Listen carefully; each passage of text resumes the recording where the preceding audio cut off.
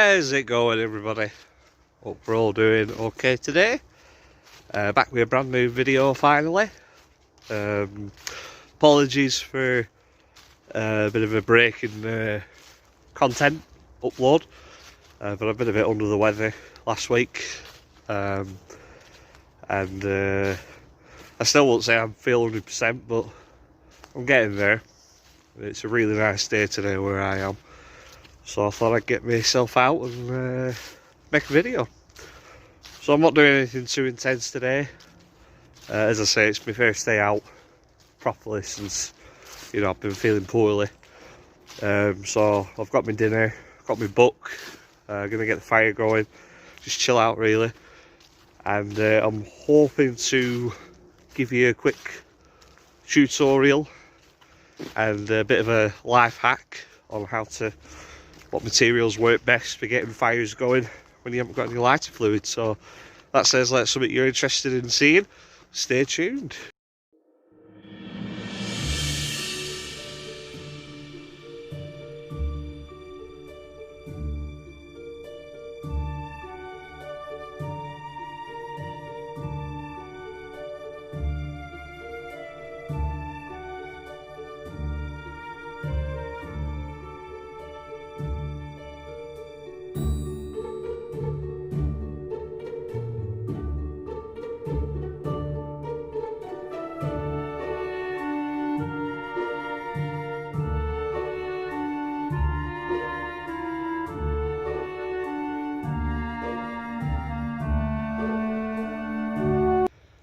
While I was walking up here, taking everything in, it came back into my mind something that I said in a video a couple of weeks ago about how, like getting a fire started in this country, in the woodlands, it's a hard job because year round, England is a very damp country. And yeah, just looking at everything this morning, it's lovely and peaceful, nice calm day. But there's just water droplets coming off of everything. So that's why I don't think there's any shame in it. This time of year I usually cheat and buy, like dry kindle from shops. But obviously at the moment we're not really supposed to be going in shops, are we? So got to do this hardcore style. Most important thing that you need initially when you're getting a fire started is dry wood, which is, like I say, the reason I always buy fire kindle from the shops this time of year. But if you haven't got any of that, you need to gather up some potential firewood.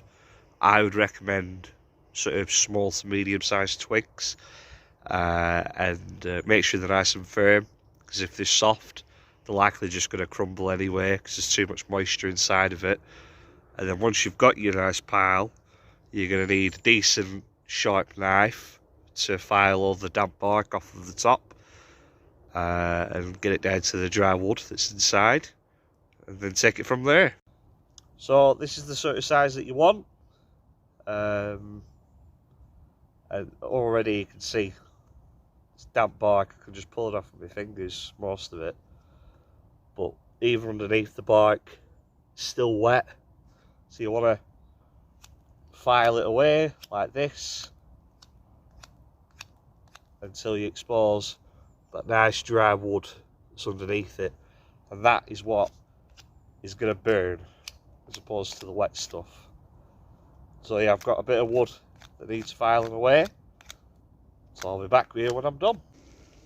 So just got all my firewood all filed, just getting ready to set everything up, to show you how to get it lit. And it started raining. Wonderful.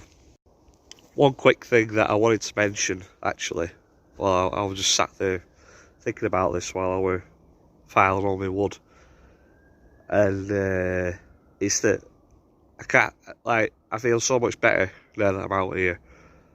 As I said before, I've been under weather for last week, and I think sometimes when you stay led down, or you're in your house, it's like you're in stagnant air. and whatever. And once you actually get up and start locomoting, you start feeling a little bit brighter. Obviously, depending on sort of like your energy levels. Obviously, if you're bed bound, you can't really do that, can you? And the hike up here this morning, it you know, it was a tough hike. You know, like I were pretty knackered by the time I got up here. And even when I filmed the first bit of this video, I was feeling a bit, you know, a little bit lifeless, a bit queasy.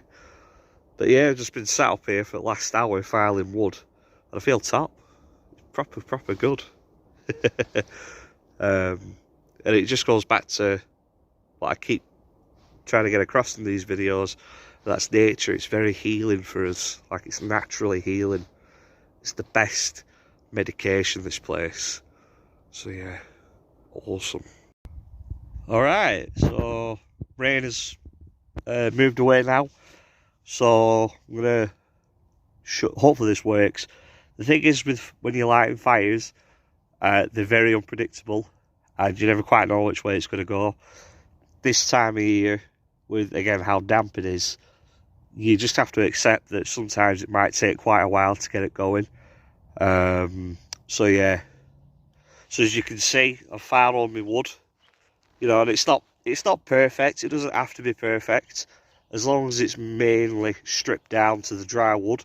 Once the heat gets in it, you can more or less put damp wood on a fire if you do it very slowly and gradually, and it will dry and it will burn.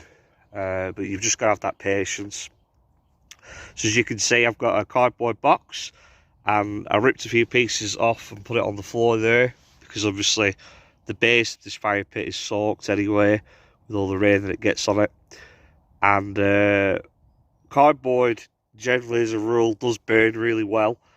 It goes up quickly, but it breaks apart quickly, even more quickly, so that could be a bit of a pain.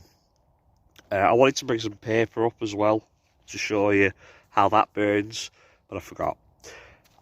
Paper, again, like cardboard, goes up very quickly, but it is smoky as hell. If you set a lot of paper going, you're not going to get much flames. You'll just get loads of smoke in your face. It's not very nice, is that? So yeah, what I've got, this little opening here, I'm going to put some tissue in there to get some heat inside that box. And the idea is that the flames will rise up and hopefully catch the dry wood, and that's how it will start burning. So stay tuned and let's see what happens.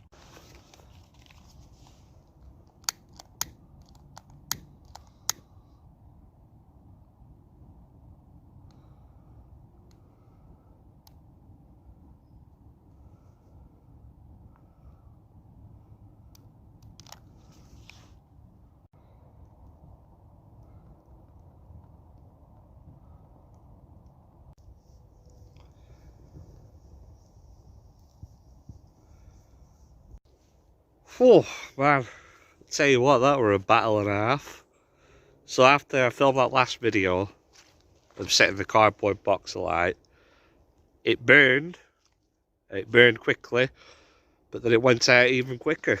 So yeah, that's the problem that you have with cardboard and paper and stuff like that. If you ever want to burn it, it goes up quickly, but it doesn't stay lit for long, and it doesn't stay hot for long either. And that's the key. When your fire is hot inside, like I was saying before, you can more or less put damp wood on it and it will burn if you do it gradually enough. So yeah, it's going now, very slowly. So I'm just going to try and leave it to get some heat inside of it. And I wanted to show you some of the natural stuff that you can burn out here that does burn well and is good for getting a fire going quickly. So yeah, this stuff here is it's dead conifer twigs, and yeah, this stuff when it's dry, man, it burns well. It goes up really quickly. If you can get a nice thick bunch of it, like a handful, put it right in the middle of your fire, it burns really well. So yeah, that's one good thing that burns well. And then this stuff here is dried grass. It's not very dry at the moment, But when on a really like crisp, clear winter's day, if there's been a keen frost, this should be dry. And again, a nice thick bunch of it, coupled in with the conifer twigs, burns really well.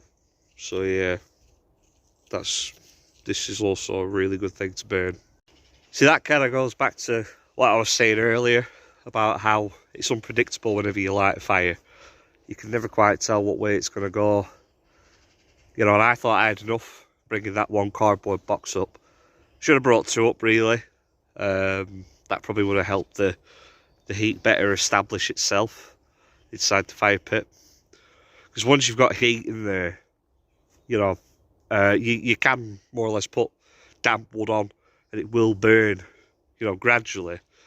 But yeah, it makes you take it. I mean, you can see now it's going. It's not the biggest fire in the world, but it's still a fire. And it makes you take it for granted coming up here with dry kindle, you know, and lighter fluid, and just getting the fire going immediately. Because it is that easy when you have that stuff. But when you try and do this with natural materials, you know, it's taken me over an hour to get that going. And yeah, it's definitely a game of patience, I'll tell you that. But then again, that's, you know, when you sort of like reflect on it, that's one of the things I love about this hobby, bushcraft. And it's how rewarding it is. You know, like, it's nice to know that I did that. You know, I won't regard myself as an overly patient person in my day-to-day life, as I'm sure close family and friends who are watching this will know. But yeah, you to be patient whenever you're doing this sort of stuff. So yeah, I'm just going to tend to my little fire now and have a brew and have a butty, and hopefully I can enjoy the peace and quiet now. It's all done.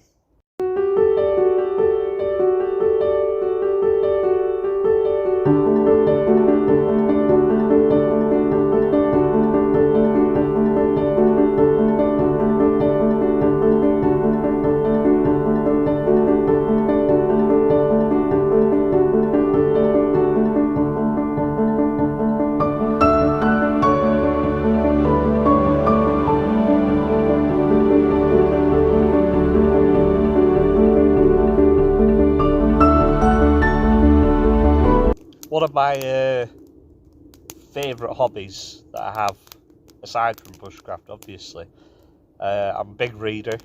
I love getting my nose into a really good book, disappearing for a few hours.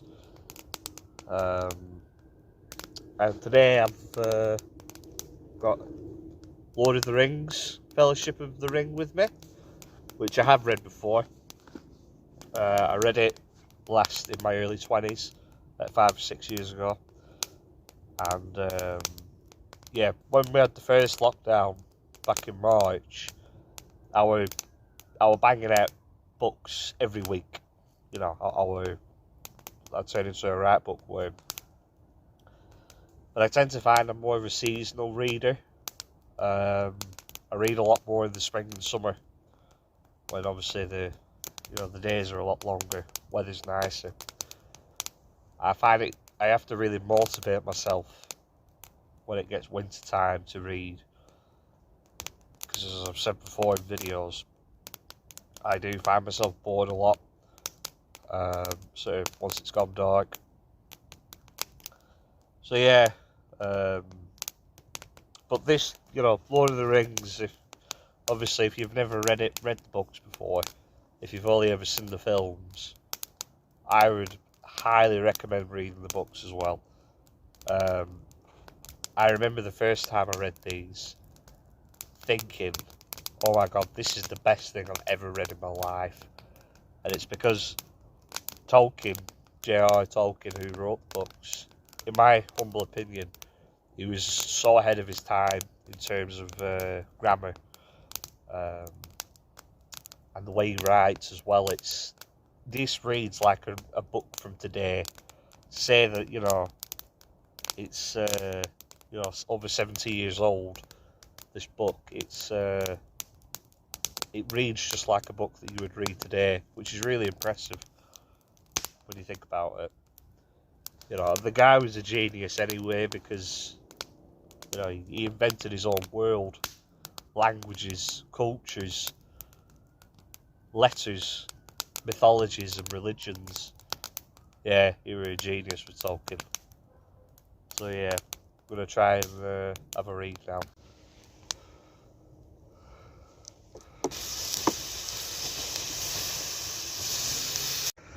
Alright, listen to this. This came at a bloody opportune time.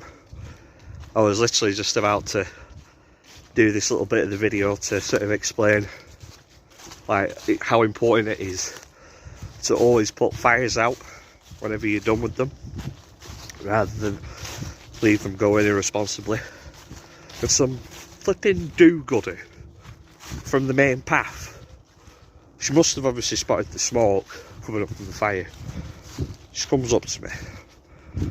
"Why are you lighting a fire up here for?" Honestly, like, you'd think I was some sort of arsonist. You'd think it were flipping fire that, you know, burned down Notre Dame a couple of years ago. It's a tiny little fire in the middle of a big woodland like this, where it's like 99% damp, wet. And I always put the fire out anyway. I always bring plenty of water up with me to put the fire out. So I showed her. I said, oh, I'm getting ready to go soon. I'll put it out. We'll go on then. Put it out. And I said, I'm just finishing my crisp, and then I'll put it out. So I showed her the bottle of water, and like, she came closer to me, and she was like, "Do you really think you're setting a good example of fear? Young lad like you, somebody might see this. Some kids follow your example." I kept it nice and calm, you know, because I kicked off big time with someone a few months ago over, you know, having a fire going up here. But I kept it calm and not argumentative. But you could see her. Every time I said, "Right, yeah, okay, I'll put it out, I'm going now," she like itched back towards me, trying to like bait me. It's kicking off with her. Honestly, I can't be asked for people like that. Because again, it's not like it's a massive fire that I've got going. It's just a little bush campfire. You know, I don't like people knowing where that is, because as I say, one of my worst fears is coming up and finding that someone's took it down and trashed it. That'd really, really, really upset me. You know, so. But it is what it is. As I say, she didn't know that I were just about to get going anyway. So yeah. Hey up. Here we go. These are kind of places that always give me heebie-jeebies whenever I'm out here. It's little narrow corridors of rhododendron leaves. This is where I always think, kind of like, you know, in my mind's eye, maybe a Bigfoot would jump out here and surprise me. Check this tree out here. Massive old conifer, or as I like to call it, the ballsack tree. Because you know, that doesn't really leave much to the imagination, does it? It's funny, I was reading Lord of the Rings today, and obviously in the books the Ents are featured, you know, the walking, talking trees.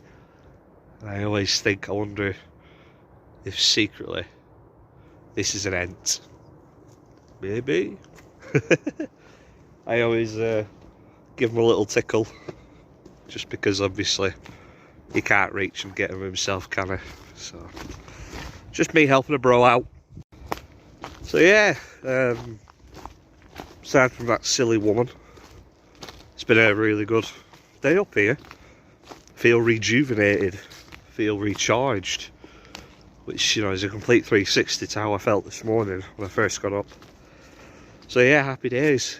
I'm hoping to do some more videos in coming weeks. All depends on how obviously this lockdown progresses. if it gets extended or if it does finish at the start of December. We'll have to wait and see. I'm dying to do the big cats in the UK video. However, I need the assistance of my mum for that video, because she was an eyewitness to one in 2010, and obviously we don't live together, me and my mum, so I need to kind of wait for her to be available when we're allowed to anyway, and then we can make that video together. I really want to get up Pendle Hill as well, which for those that obviously don't live in Lancashire, Pendle Hill, it's really great walk, massive hill, obviously it's in the name, and there is a lot of rich history of you know, paranormal phenomena in that area, witches, dogmen, and things like that. So yeah, I want to try and get up there. So yeah, stay tuned. Hopefully, as I say, we'll have some good videos to do over the next couple of weeks. Obviously we'll be talking about Bigfoot again, so you know, if you like that kind of thing, keep your eyes out. So we will leave it there for today, guys. Thank you for joining me on this video. If you liked it, you enjoyed what you saw, please give us a thumbs up, comment if you want, share it, subscribe if you already haven't, massively appreciate that, and I will see you all further on down the road. Bye bye.